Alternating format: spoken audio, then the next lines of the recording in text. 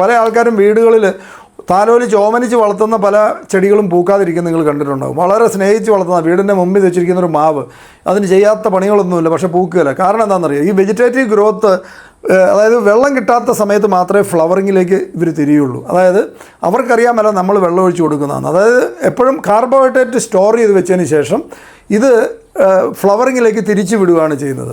ആ സമയത്ത് നമ്മൾ ചുവട്ടിക്കൊണ്ട് വെള്ളം ഒഴിച്ചാൽ അന്നേരം അവരിത് സെൻസ് ചെയ്യുന്ന ഇപ്പം വെള്ളമുള്ള സമയം നമുക്ക് അടുത്ത് കൂമ്പിട്ട് വളർന്നേക്കാൻ തീരുമാനിക്കും, പൂക്കൽ മാറ്റി വെക്കും. ഇതുകൊണ്ടാണ് പല ആൾക്കാരും കൃഷിയിൽ പൂ കിട്ടാത്തത്. പല പച്ചക്കറി കൃഷിക്കാർക്കും പല മാവും ഇതുപോലെയൊക്കെ കൃഷി ചെയ്യുന്നവർക്ക് വേണ്ടത്ര പൂ കിട്ടുകയില്ല. കിട്ടിയാൽ തന്നെ വളരെ ക്വാണ്ടിറ്റി വളരെ കുറവായിരിക്കും. വളരെ കുറച്ച് കാ കിട്ടുന്നതിന് വളരെ ആരോഗ്യത്തോടെ വലിയ ആന പോലെ വളർന്നു നിൽക്കുന്ന മരത്തെ കാപിടുത്തം ഇല്ലാത്തതിൻ്റെ ഏറ്റവും പ്രധാനപ്പെട്ട കാരണം അതാണ്. ഇതാണ് ബ്ലൂം എന്ന് പറഞ്ഞ പ്രോഡക്റ്റ്. അതിനുള്ള സാധനമാണ് ഫ്ലവറിങ്. അതായത് റീപ്രൊഡക്ഷൻ്റെ സമയത്ത്, പ്രത്യുൽപാദന സമയത്ത് വേണ്ട മൂലകങ്ങൾ വേറെയാണ്.